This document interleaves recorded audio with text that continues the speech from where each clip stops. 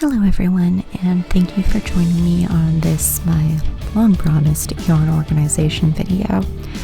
My name is Sheena Peril, and I'm your host here at Spooks and Stitches, where we talk about all things spooky and yarn related. Just to start off here, all I've done is pull out basically everything that I own that is yarn related, and I'm just putting away some needles that I have neglected to put back in their holders over the last several finished projects. I actually filmed this well over a month ago. I can't even remember when. It was back in early October, I think. But as you will soon see here, I was experimenting with using 2 cameras at the same time to film this, and the editing for it was just way more involved than I was expecting. So that's one of the reasons why this took so long. Also, I kind of blinked and we went from Halloween to the beginning of December, and I'm not really sure what happened to November. So here I'm just kind of going through some of my bags of scrap yarn, showing them to the camera, and apparently I didn't cut that in correctly. Like I said, this was a challenge to edit. It was a lot of new to me techniques, a lot of back and forth, so you'll have to forgive me if some things don't line up 100%. But mostly I'm just pulling out all of the yarn for projects that I know are going to be upcoming. Here I'm pulling out some purple, pink, and blue yarn. You might remember that I talked about some friends who helped us move in my last video, who basically have sweaters for life, and I showed you the sweater that I'm making for her husband, and my friend requested a duster length sweater in the colors of the Bi Pride flag, so that is what I'm setting aside. And here we go. Here are those bags of leftover yarn that I was showing the camera earlier. So that is my bag of worsted weight scraps, just a whole bunch of leftovers for doing color work, things like that. And then this bag is all fingering weight or sock yarn. So I mostly work in either worsted or fingering. Those are just my 2 preferred weights. And as you will be able to tell from this video, even if you couldn't tell from all the other podcast episodes, I am a huge fan of Knit Picks. That is where I get most of my yarn from. They're the best combination for me of natural fibers, processed fibers that don't irritate my sensitive skin, and price point. So I do have some other stuff in here, but for most of my adult life, I've been pretty poor. It's only really been since I moved to Washington 2 years ago that I started really making a living wage. So most of my yarn is like budget discount friendly. It's stuff that was gifted to me from other people's D-stash. So that right there is the purple yarn that I'm using for the sweater. That is a pink yarn. It's a bamboo wool blend that I was given years and years ago by someone who was destashing, and she gave me a whole sweater's worth. And I just never found the right project for it because I'm not a huge pink person. And I'm also in this video pulling out some stuff that I'm planning on destashing. If you're not aware, I do have a Gumroad shop, which will be linked down below. And in that shop, you can find all of the destash items from this video, as well as some other stuff. There's things like destash yarns, there's some tools, I've got some handmade stitch markers. That's also where you can find signed copies of my books, if you're looking for them.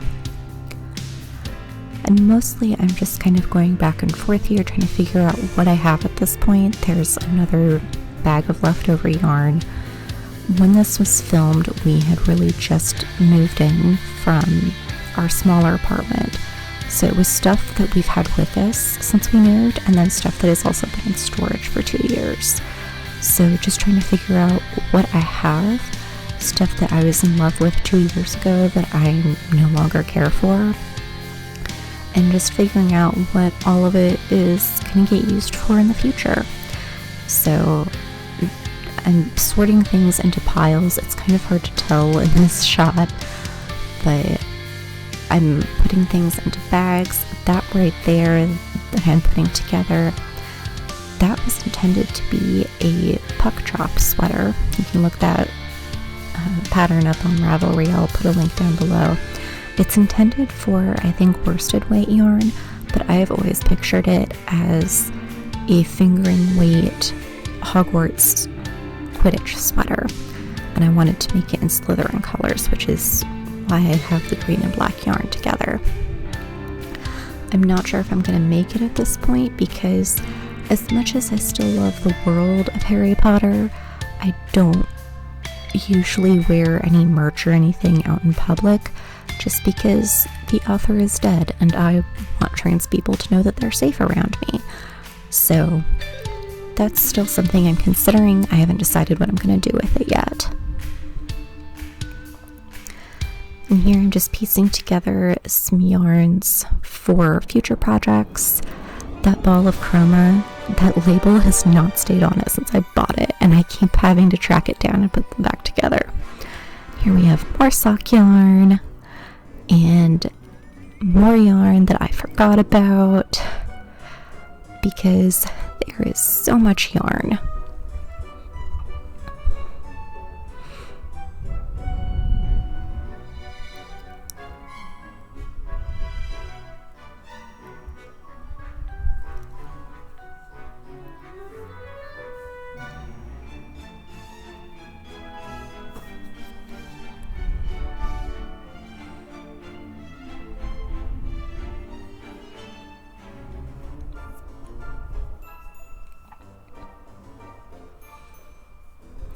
Here I'm just pulling out a bunch of vintage straight needles that were given to me.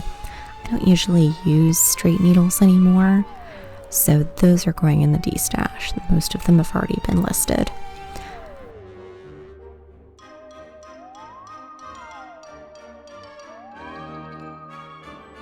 And that basket right there that I am in at the moment, that is what I use for most of my historical costuming reenactment type stuff. So there's just yarn hidden all over the place in my room, different projects for on the go, and here I'm just bagging up another yarn combination that I want to use in the future, not sure what for, and yet more yarn.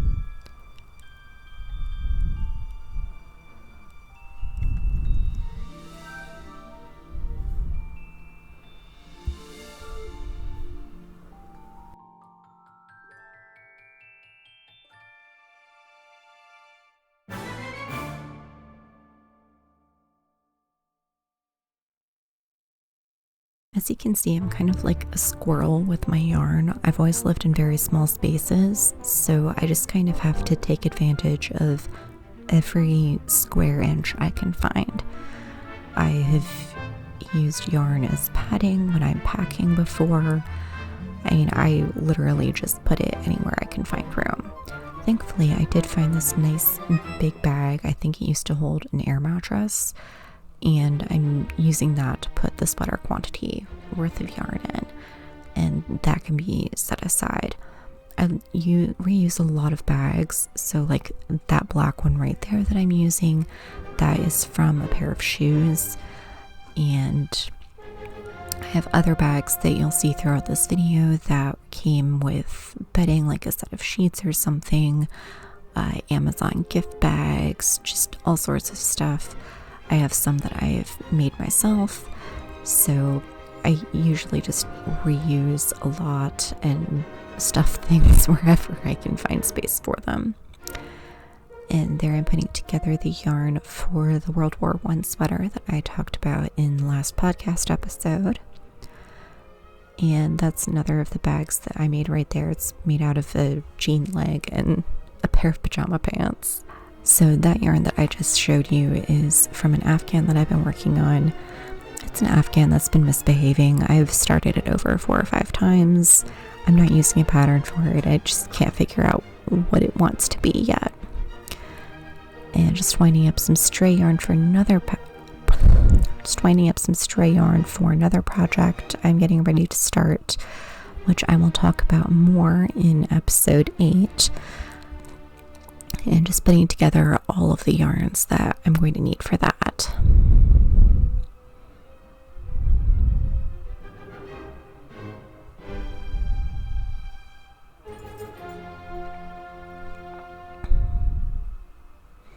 And what I like to do is basically make myself a kit. So I put in the yarn and as many tools as I think I'll need. Like I've stuck in needle protectors. Some of these bags have circular needles in them. Just whatever I think I'm going to need, so that way when I'm ready to work on it, I can just go. And here's the return of the Afghan. And you can see I've tried like a honeycomb stitch. I've tried doing blanket squares, and I'm just not happy with the results on any of them. So it's currently sitting in timeout. It hasn't decided what it's going to be. And I'm just trying to consolidate everything from the many little bags into one larger container.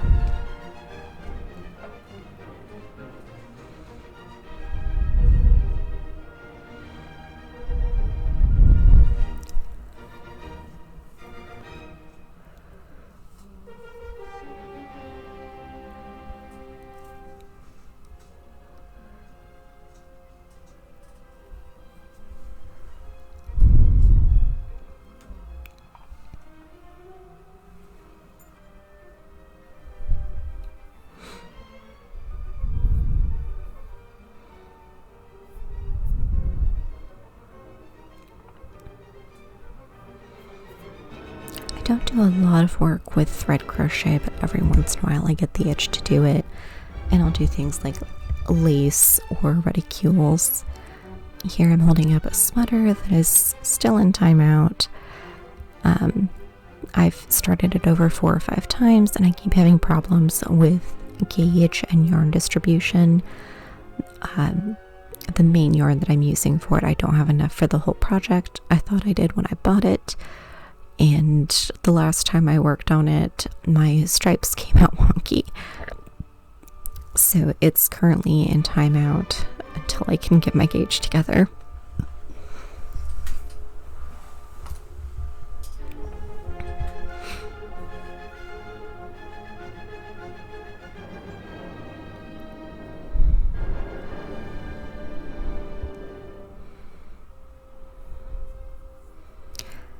Here I'm just putting together all of my spinning fiber. I have a couple of samplers that I got of just really off-the-wall fibers like flax and rose and other weird things. So I'm putting those together. My spinning wheel currently needs a little bit of TLC. I was moving some furniture and it fell over and cracked. Not anywhere important, it's just the holder for the distaff. But I want to get that fixed, and I don't usually spin a whole lot in the winter. Normally in the winter I knit and crochet, and then in the summer I do spinning and sewing. And I think that's just because with the temperature difference, it's a lot easier to sit down and spin than it is to have a big heavy sweater on your lap. This is going to be another sweater that I cast on for myself. I'm planning on holding these 2 yarns double. I think that's going to look really cool together.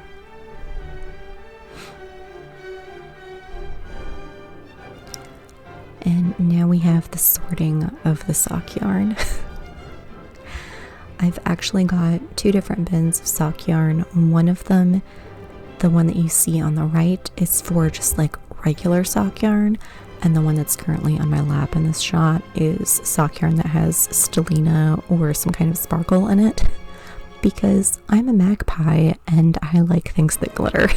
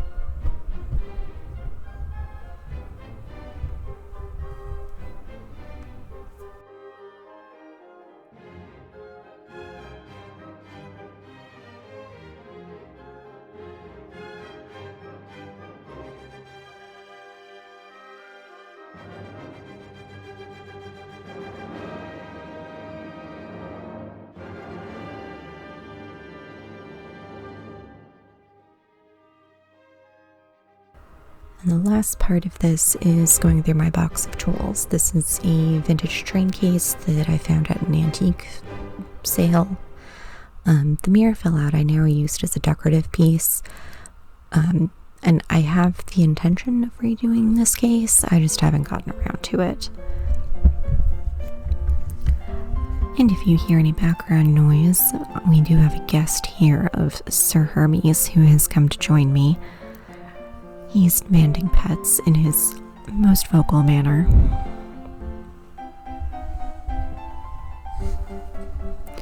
You can give a purr.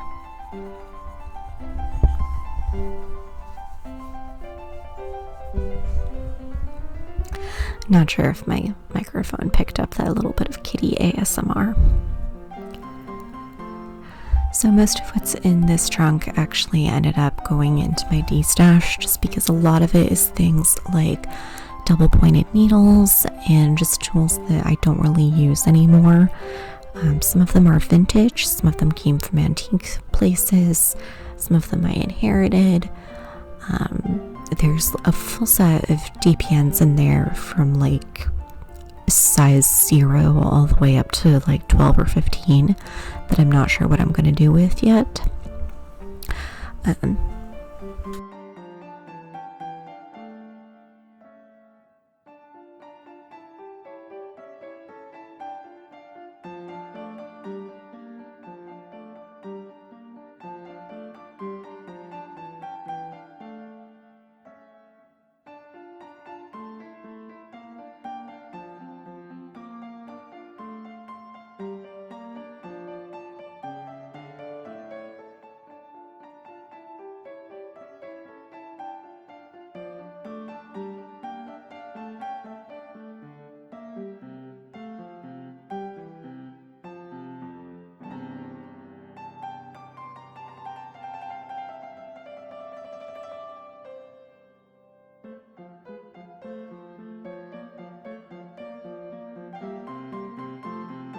So one thing I didn't really mention earlier is that what I do to sort my yarn is current projects, spinning stuff, and sock yarn and tools all go into this cabinet where I'm putting things away right now. You can see I've got a small collection of books right there. Those are all books that came with me from Ohio, so I know that I'm keeping them. And then that teal bin just holds things like tools, blocking pins, project bags, anything along those lines. And then the projects that I know I'm going to be working on next are the ones that I'm kind of using to fill in the space here. Now on the top shelf, that is where my sock yarns go. So I have, my standard sock yarn and then my glittery sock yarn. And then I have 2 clear totes that fit under the bed. One of them is now mostly full of those project bags, those kits that I was setting up for myself, and a little bit of extra worsted weight yarn. And then the other one has the rest of my worsted weight yarn.